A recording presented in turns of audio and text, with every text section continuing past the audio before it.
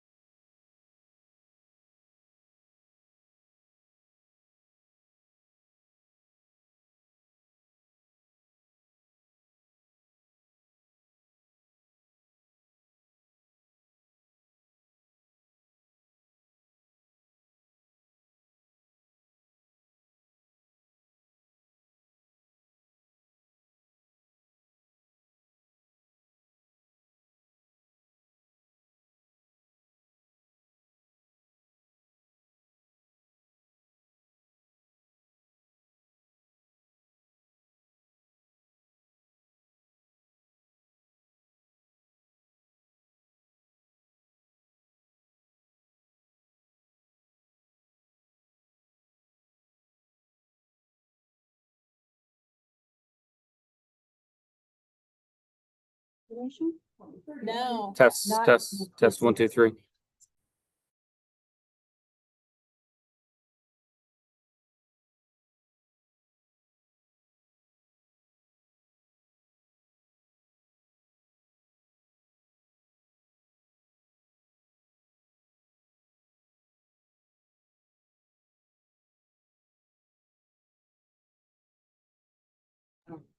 Test.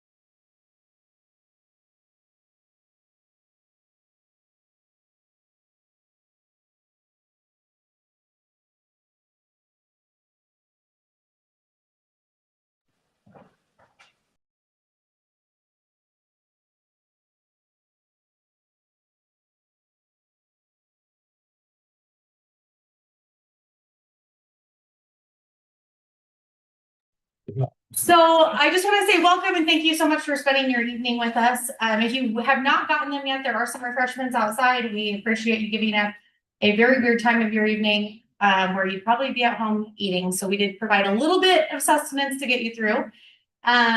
So I explained this to a couple of people, but I just want to address everyone. So we have two events happening right now in this room. We have our budget open house, which is our 5:30 meeting. And then some of you are staying later than that for our Neighborhoods in the Know meeting, which includes further topics and a tour. I would like to extend the invite. Any of you that are just here for the budget and you want to just be here for the budget, totally fine. If you are interested in staying, we're going to be touring the facility and talking about a couple of other topics. And that event goes until 8 o'clock. If you'd like to stay, you're more than welcome to. If not, no hard feelings at all. We totally understand. So we just want to extend that invite. So after this, Neighborhoods in the Know folks will be going around and we'll start the next portion. Okay. So just to welcome all of you, my name is Shandy Lamb. I'm the Chief of Communications here at ACHD. So we are going to take a deep dive into the budget right now with Christine Tandler and help all of you understand what that budget looks like and a little bit about that process, and then answer any of your questions. So in the room tonight, we have a lot of subject matter experts from all of the different departments. And we also have a couple of our commissioners who represent all of you. They're our elected officials. So if we have Commissioner Kent Goldthorpe in the back there in the orange shirt. And then president of your commission, we have Miranda Gold in the back as well. And then we have a couple more that may join us this evening as well that we'd be happy to introduce you to. So we have ACHD leadership and staff members here from pretty much every department. So any question that you might have, we should be able to answer it tonight, or at least know the right person to answer it for you. And we welcome any and all of those questions and discussions so that we can make sure that you leave here tonight confident in understanding where your tax dollars are spent and how each of those dollars is put to hard work here in Ada County for you. So with that said, unless any of you have any questions to start out with, I will turn it over to Christine Tandler and she will get started on the budget portion of tonight.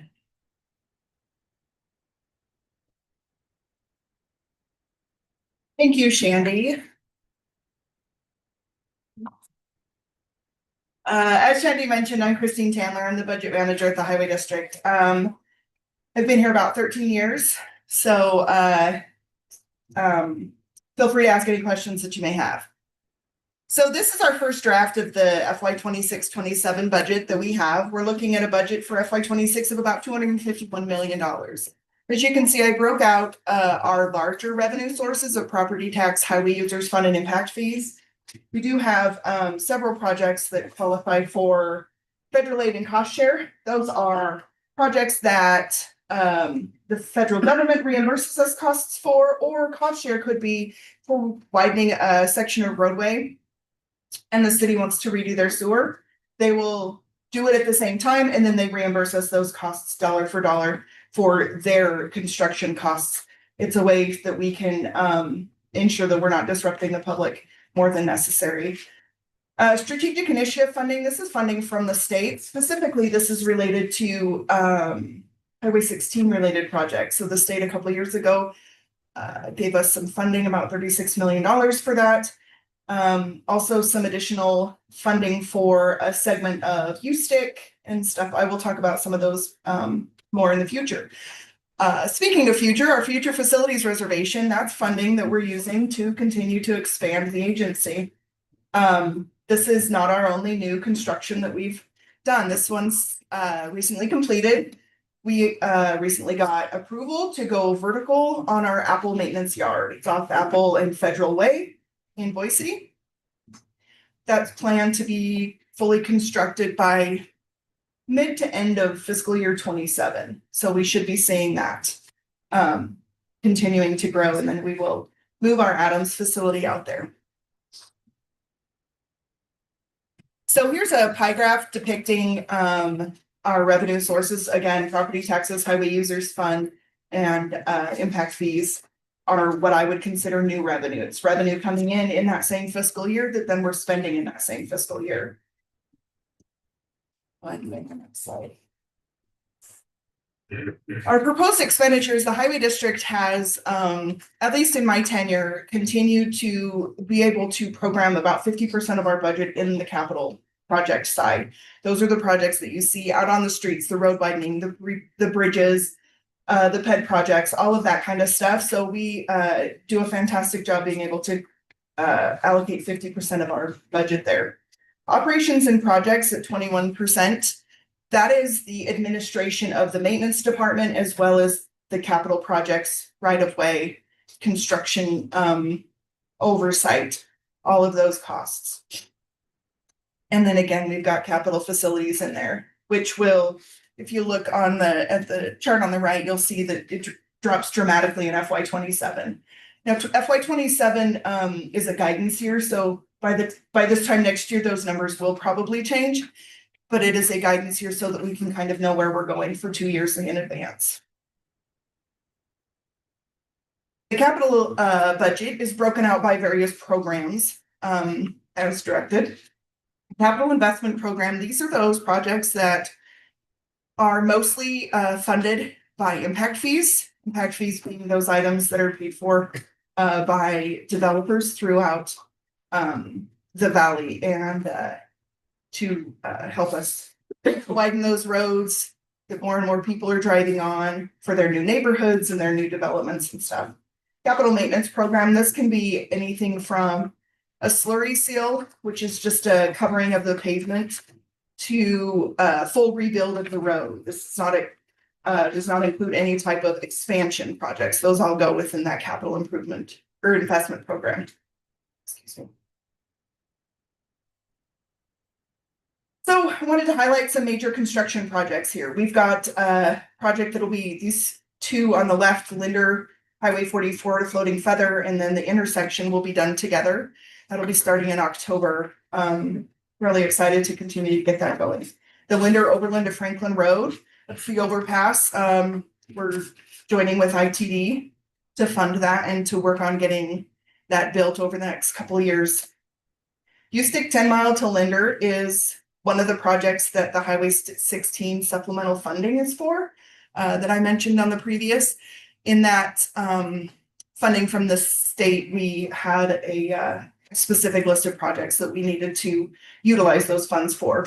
And then the USTIC Road Phyllis Canal to Hawaii is a Nampa partnership project. It's to complete the rest of the Nampa, the USTIC corridor out to kind of Canada Road to ensure that the USTIC corridor will be fully complete, hopefully in about the same time that Highway 16 is completed. We also have several various maintenance projects. One of those that's seems to grow every year because the need never stops is the Safe Sidewalk Program. That is where we go and we have a team of 3 or 4. They go, they get recommendations on sometimes sidewalk gaps, sometimes if there are trip hazards, if there are root problems, anything like that. And they go and they fix those and they're able to keep those facilities usable for everybody. And then some of the capital project, some of the more community type head projects that we're looking at are Liberty Street, Denton to Douglas. That's going to be a pedestrian facility. It's really great to get from parks and hospitals and some other attractors there, as well as Stoddard Victory to Overland. Now that's where Lake Hazel it's where Victory Middle School is. And so we're going to improve those pedestrian facilities along that route. We do have a significant design project list. So we have several access to opportunity projects.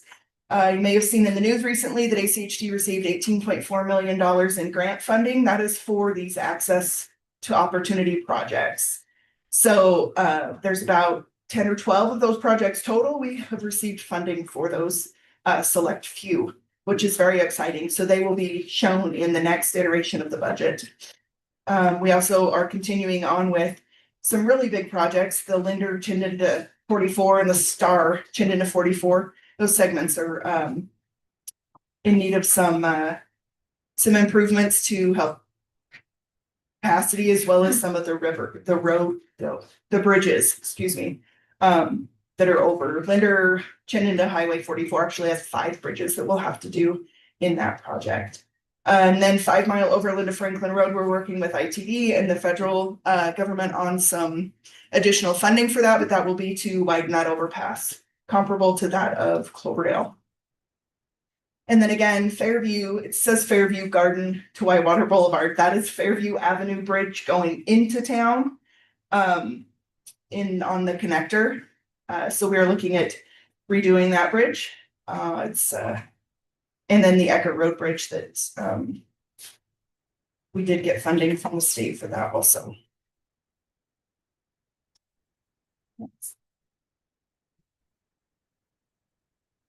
All right, next step. So this was our first draft of the budget that was presented to the commission last week. I'm working on some revisions to it. And on the 6th, I will present a revised budget to the commission. On August 14th, the 5-year plan initial release will be done. They have about a month-long process where you can do public comment.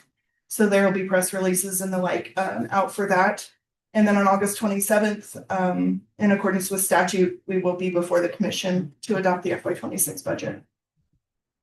We'll stand for questions. Okay. Yeah, alrighty. One thing caught my attention. The projected property tax revenue from 2027 appears to be 15% larger than for 2026. How did you do that miracle? You know, it's funny you should say that. That was in my notes. So his question had to do with, will you go back to that first slide, please? Yeah. That's one of the revisions. I appreciate you bringing that up, sir. So that says $63 million. That's going to go down to about 59 million. It's a math error for someone that does math for a living. It's a little, at no point will that change the needs or the availability for the district to continue to improve. But again, we are limited to a cap of increasing on property taxes. So I appreciate you bringing that up. It was in my previous notes that number is incorrect. On the grant that was received, does it have to be spent by a certain period of time? Which grant? The current one, the $18 million. Because that So it has has to the be- 5 Mile bridge, and I'm curious about that. Yeah, so it has to be spent by 2034 and obligated by 2030. So we do have some time, but we're hoping that in this next iteration of the 5-year plan that those projects are programmed for construction and completed by 2030. That would be our goal. One of your slides, I saw a line that had to do with Cole Road between Victory and Overland, and I didn't hear what you said about that. Sorry. Happening. I try not to read PowerPoints to people because you're all very intelligent. So I appreciate that. Cool Victory to Overland, that's a maintenance project. So we'll be redoing the pavement on that project and then upgrading the pedestrian facilities along that corridor as well. Nothing to improve the flow of traffic through that mess. No, I'm being told that. Yes. On that subject, I called a couple of years ago to see if there was any intent to smooth out the cement bridge over the interstate to pavement. And the county told me to talk to the state told me to talk to the county. And it's still the same for 5 years. If they redo the road, will we get the bumps smoothed out? Brian, yeah, Brian's our capital projects manager. Brian McCarthy, the manager right away of project management. If you're talking at the intersection right there, the concrete joints with the pavement, we actually have a contract awarded right now to start that construction this summer. It'd be great. It's only one set of suspension, then we'll get it finished. All right. If there, Question online. I would say I do want to address, if there's anybody online that you're watching from achdIdaho.org/live, that's great to watch it on. If you would like to participate and ask questions, you'll just need to click on join the meeting above or below to join the Zoom, and then you can ask questions in there. We do have one question online if Rachel can read it. I'm getting a few. This one, I'm not sure who would be best. This person asks, why are impact fees increasing only 4%? So that's based off current projections, based off year over year. It's, growth in the valley is fairly steady. It is something that we look at and we track. In fact, we do 2 budget adjustments a year to make sure. As an accountant, I am fairly conservative with that, and so I don't want to over project those amounts and then have to cut projects. Or cut funding opportunities that we have. I will tell you that as we continue to go through, we're in the middle of our CIP right now, which is our capital improvement plan, which is the calculation that establishes those impact fees. So the commission is working through that process to determine more of that right size fit.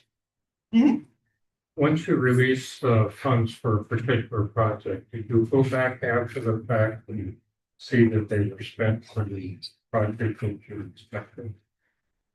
Yes, that's part of my job, is to ensure and to track all of that. Yeah, absolutely.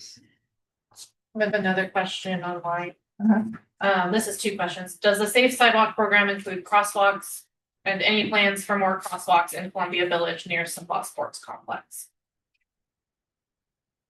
So I guess I'll take that. I'm Matt Deegan, I'm Safety Engineering Manager at the Ada County Highway District. So they can be together, they can be separate. So generally, I would consider any pavement markings go through our traffic group. If we identify a location where we think a crosswalk is beneficial, absolutely we'll put it in. Generally, though, it requires the pedestrian ramps to be upgraded with that as well too. So then we would kick it over to the Safe Sidewalk program. And just speaking like even more macro than that, a lot of times a simple request for a crosswalk here could be nice, could require a full intersection. So we're looking at like a $300,000 or $400,000 improvement. Was the person online able to hear that answer? I will ask. Want to make sure we can hear. Do you want to go ahead and ask yours now? Yes, I'm mostly interested in something I don't see listed up there on the Desert Avenue project. I'd like to know if there's an impact study available that we can see that's been done on that project. Is that the Desert Latigo? It's, yes, between Cole Road and Latigo. Do you know the answer to that, Brian? Before? I mean, actually, there's, I don't know. Question for a study? Desert Latigo, you want to know if there's a study going on? Well, there's been a surveyors there. And I've seen the information that's come out and I've replied, but I get no response back to my concerns. Is there an impact study done on these projects that shows the necessity of what you're planning to do? Well, the project request was for the sidewalk improvements for, I believe it was for schooling. So the request came in for sidewalk improvements.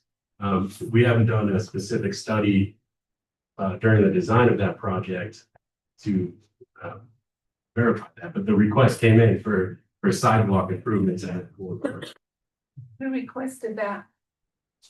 It was a request from the school district. Mostly those kids are all bused. It's affecting a lot of the neighborhood there that's not making a lot of sense. So I'm real curious on what study you have done on it. Because school buses and construction trucks go up and down that street. And if you build bulb outs there, I don't know how they're going to get in and out of the intersections. So I'd like to see what your study is and what you're planning to do exactly. There's pretty drawings, but they're not really applicable. Yeah, and I'm happy to sit down with you and go through it. I'd love that. Absolutely. Because it's impacting some people who have very short driveways and they'll lose half of their driveways. But not making a lot of sense. 2 more questions online. First, where in the budget are the ACHD subdivision road maintenance and upgrades located? Which it may be if they're not ACHD projects. So let me take a stab at this, and then if I'm way off on what I think they're asking, hopefully they'll clarify. So subdivisions are under construction. Those roads are built by the developer up to ACHD standards, and then ACHD accepts those. Those roads are built. ACHD does not pay for those roads. They're dedicated then to the district, and after dedication and after a warranty period, ACHD is then required to maintain them. Those go into our maintenance program for residential, depending on which classification the roads are, residential or collector. Arterials are always paid for by the district, well, most of the time paid for by the district, unless there's a development who wants to contribute to that, which will in turn help their development. For all of the development activity for subdivisions roads that are built, we do receive fees related to that. There's plan fees that they have to submit. There's all of the various different types of activities. That all goes to, let me back up. That all goes through our department that's called Development Services. So our Development Services is kind of like our business division, if you will. So we do a study and ensure that the fees that are being charged for all of the activities for development are then recovered as those costs. All those costs are recovered through fees. So we do that study. So the roads themselves are paid for at the time of the subdivision development. They're dedicated over to the agency and then put into our inventory and get into the chip seal map, get into our capital maintenance project program. Did that? We'll see if that answered their question. Then the next one is, how does the growth at Micron and Meta affect the amount of impact fees collected?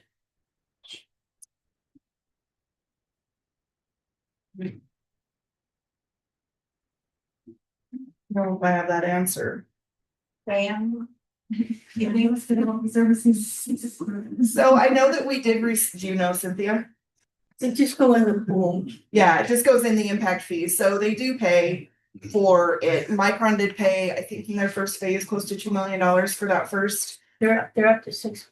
Up to 6 million. Cynthia also works for the agency in our impact. fee She's in department. disguise as a She is. resident tonight. She is. Citizen. Well, we appreciate it. So currently the way that the district is set up with impact fees is we're in one service area. So any of the funding that's received from impact fees goes into an impact fee fund. And then as we have projects that are impact fee eligible, we're able to pull those from that fund and utilize those impact fees throughout the county. Previously, there have been, oh, go ahead. Because you just mentioned development services. Mhm. So Ada County has a development services department. Do you have your own, or are you talking about the one with the county? Nope, we have our own. We're our own individual. And I will mention back to development services, all of the inspection that's done for different permits and different work within the right of way and different subdivision, they all pay for that inspection cost. So they're paying a fee for people to come out and to inspect the work that they're doing to ensure it's up to ACHD standards. So the difference between cities, planning permits, inspections, Ada County Development Services, they're looking at different things. So they're permitting buildings that are going in, they're inspecting the buildings. The cities will be, they'll have inspectors that work alongside our inspectors on infrastructure in the road as far as water or sewer, if the city is the one that's doing those projects. But anything in the right of way itself, whether it's in Ada County or any of the 6 cities that we serve, that's through us. So we're totally separate from, we serve Ada County as they are one of our partners, but we are a totally separate entity. My experience in the 26 years I've lived in a 35-year-old subdivision is that every few years you come and put down chip seal and the cracks open back up. And then in between the chip seals, they come along and spray a little oil on the cracks and they're sealed for about 6 months. Is there any time when those streets become eligible for paving? Absolutely, yeah. We have a couple people here. Diane is our deputy director of planning and projects and oversees our pavement preservation team. And we also have we have Lloyd Carnegie here in our maintenance department. It's his team doing that chip sealing. So, yes. So if your question is what happens when chip seal's not working anymore? Yeah, so we have a dedicated staff and a great software program, and we are monitoring the pavement condition of every road in Ada County. And we have a long list of residential roads for our residential capital maintenance program, but we do have a program every year to do more rehabilitation, which would be like an inlay or basically asphalt on residential roads. Well, who are you? I'm Diane Bevins. I'm the deputy director of our projects division. I can give you my contact information.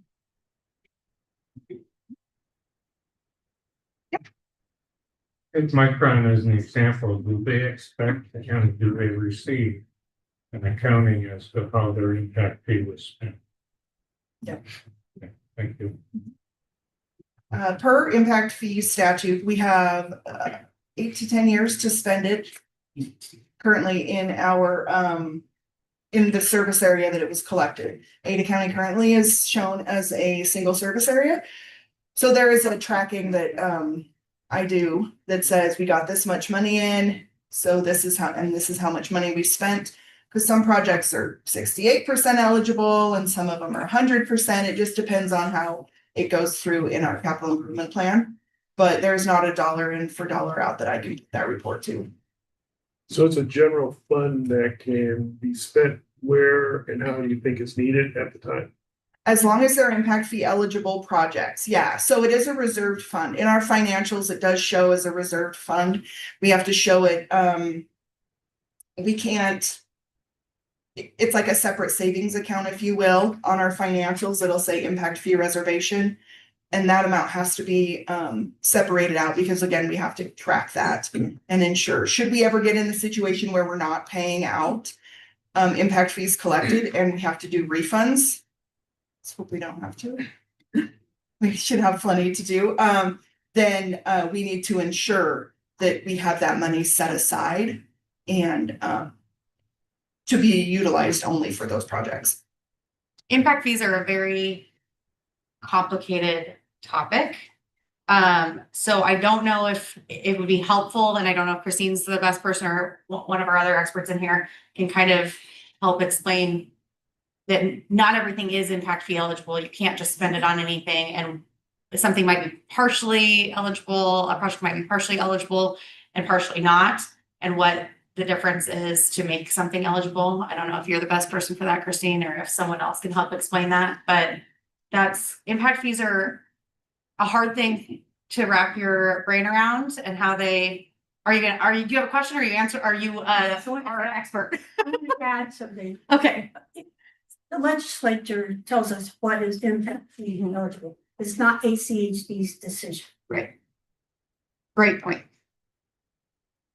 Yeah. Commissioner Nielsen. Commissioner Nielsen, yeah. So lots of impact fees prior life, but I think if you guys are representing neighborhood associations, I used to be on the board of CENA. They're meeting right now, so I don't think anyone's here. But I think it might be good if you want, unless you want to hear me talk about impact fees for an hour. I would say if you really want your board to get a program on that, I would be happy to attend your meeting and kind of give you the ABCs. But basically, impact fees help growth pay for its demands on infrastructure. So when I worked in Canyon County, we adopted impact fees for both fire districts, several fire districts. The cities had impact fees. Here in Ada County, when I worked at Ada County, we had agreements with Boise to collect park impact fees. So there's impact fees for lots of infrastructure. So Ada County's had impact fees for a while, 20+ years. And so every 4 years now, I think we have to update the project list. going through that right now. And that's where, and it's kind of tricky. It was really tricky with fire districts because you have to analyze each project for what's impact fee eligible and that those costs can be directly attributed to growth that's coming, not existing deficiencies. So all the taxpayers have to pay for the existing deficiencies. But you get to, so you have to do that analysis by the number crunching and look at growth in the area, and that's all good. But at the end of the day, your impact fees can just go for that portion of an overall project. But you still have to have the financial wherewithal for the non-impact fee eligible. So it's a real, I kind of say it's like really hard Sudoku to kind of make sure it all fits, that you can use the impact fees within 8 years and have enough fiscal resources for the non-impact fee and get as much done as you can with all the dollars available, which I think ACHD does a really good, but it's a really real challenge because part of it is then from a policy perspective, you want to take care of people who are struggling today, the existing deficiencies. But if you get a project where you're not using your impact fees, then that's not good because otherwise you have to use them in 8 years and you have to return them. It wants to be bad. So it's a really, really a lot of tough decisions in how what advances, what projects advance, because you have all of those factors in play. So I'll leave it at that. But if your board would want more overview of impact fees, I think make that request and we'll get people there. It might even, I know the city staff, it might be other folks. I'm just really old and have done it a lot. It can be complicated at first, but I've worked with it so much, I try to get it to the agency. So, because I think everybody should know how it works. It's a really important tool. And, you know, when I worked at Canyon County, I'll tell one little story because we had a lot of folks really unhappy with the county government over there for not having impact fees for a new jail. I really was a new jail.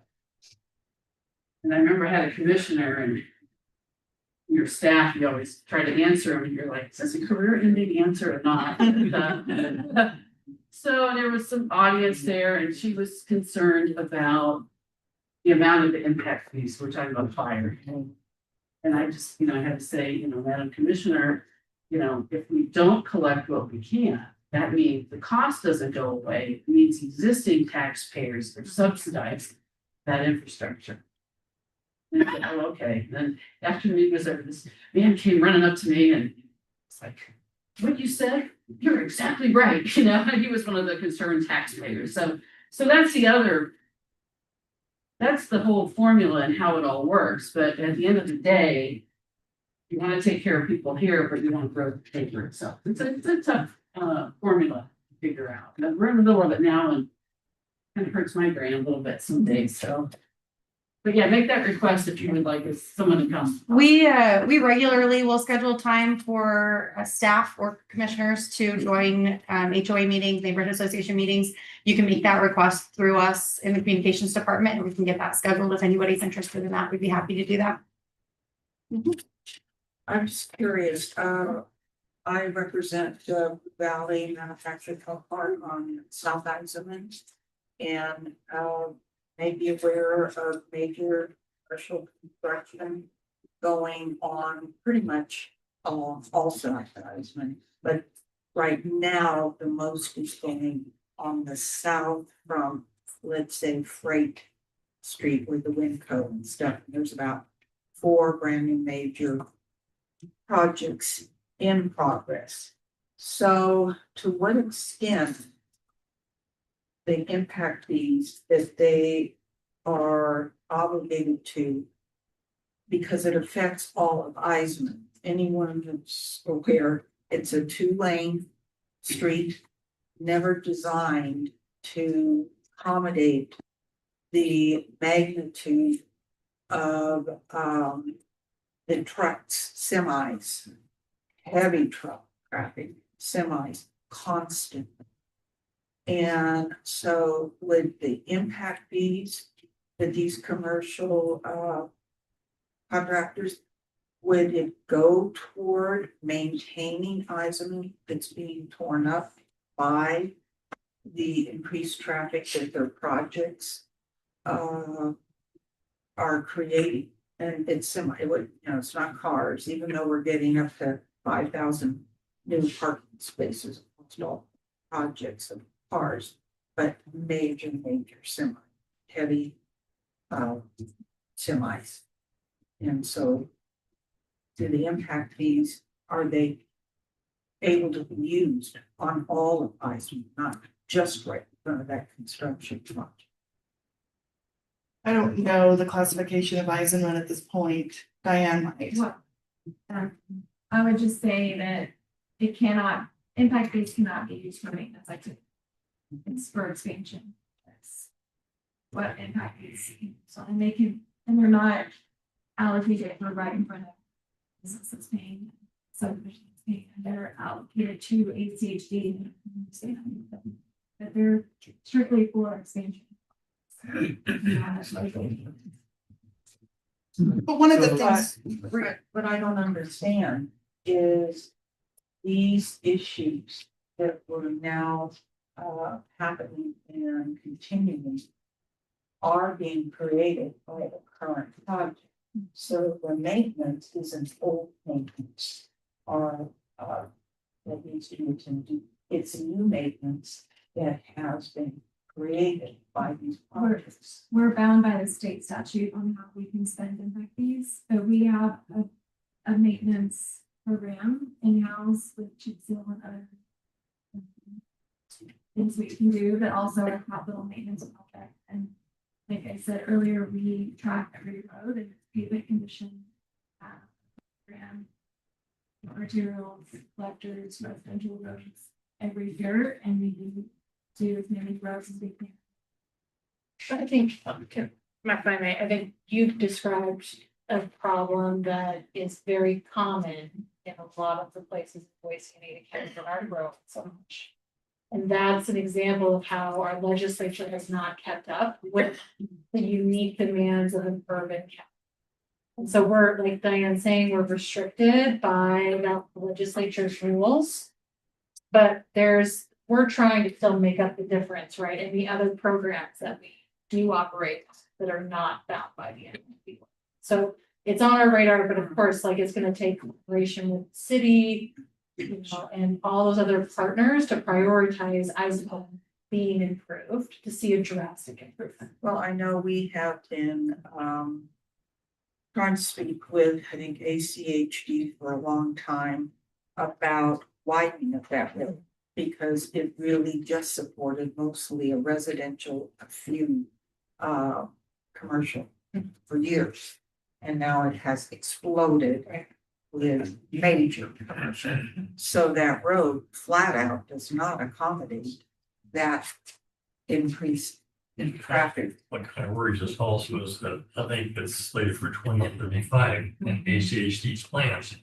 But if you have an 8-year window to spend impact fees, that's beyond what they're collecting now.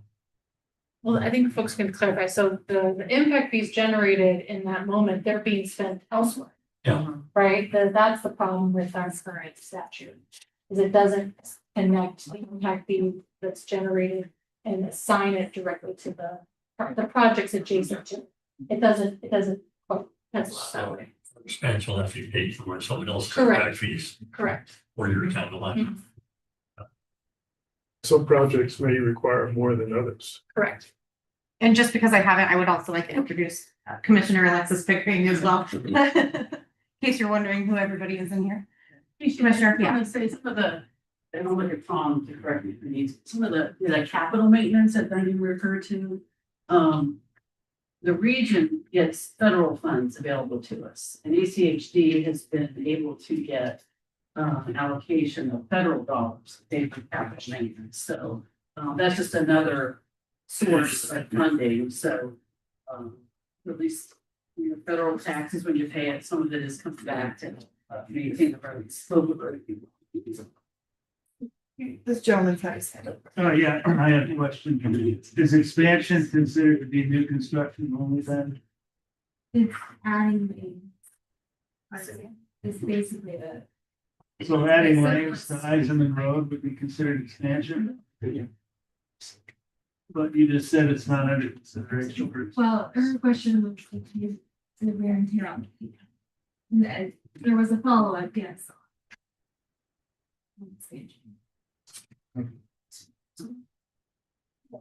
We have a few online questions. First, are there any updates regarding the budget on the East End Warm Springs Avenue project? I'm not sure of the specific project, but maybe Diana or Brian. If you don't know. I believe so. Or Tom. I'm Tom Laws, the planning manager, and that is an active concept study that we have going on right now. But it's aimed to be wrapped up, I think, in the next month or so, but we have no updates beyond that in terms of identifying the design right-of-way construction of those projects. And then the next question is, how much is being allocated for the Linder Road project Pine to U Stick? I believe this is a person who's been contacting Diane, but she is asking because that's a project where we have been talking regarding right of way for several years. So she's wondering how much longer until there's budget behind it. There is money in the budget as the draft budget, so once the commission adopts it, that money will be available on October 1st. Anything else online? So that is all that I have online. Any other budget specific questions before we move on to the next part of the evening? If I can just get a raise of hands, how many people came specifically for the budget tonight that are not part of Neighborhoods in the Know? A few of you? I think you two came for just budget too, I think, right? Honestly, that's probably record-breaking numbers just for the budget. Also, very good questions, and we just really, really appreciate that. The more that you guys know, the better. That is our whole job in our team in communications, to make sure you guys are in the know. We appreciate your time. We appreciate you being active. You may not always agree with a decision, but the last thing we want is for you to just not know that it happened. So not everyone's always going to agree. That's absolutely the case in any government, in anything where there's elected officials that requires a vote to do something. They don't always agree. That's just the way that it goes. But at the end of the day, we want to make sure you are in the know. You know when you can attend a commission meeting. You can go talk to these commissioners. All of our commissioners are also very just open to talk about any of these subjects and easy to connect with, and also make themselves very available to go to things like your HOA meetings, your neighborhood association meetings, answer questions. And they also are very welcoming to all of you if you ever want to go and provide public testimony at any of the commission meetings, which are every Wednesday at noon, except for the fourth Wednesday, which is in the evening, and fifth Wednesday, if there is a fifth Wednesday, we don't have a commission meeting. So with that, we will release you if you just came for the budget and you don't want to stay for the rest. If you are interested, so online, we'll go ahead and close the Zoom. And thank you guys. You also, if anything pops in your head and you have other questions, don't hesitate to email us or submit them through ACHD Connect. We're happy to answer those at any time.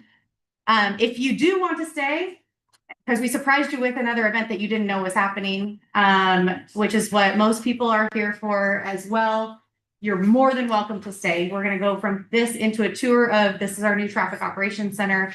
Then we'll come back here and we'll reconvene in this room and talk about uncontrolled irrigation and the impacts that it has on pavement, as well as give you a deep dive into our new ACHD Connect system in case you have any questions along the way, have anything happening in your neighborhood that you need to submit, a pothole, a crack, anything along those lines. We'll show you the best and easiest way to get that submitted to us so we can get it taken care of. So there are refreshments.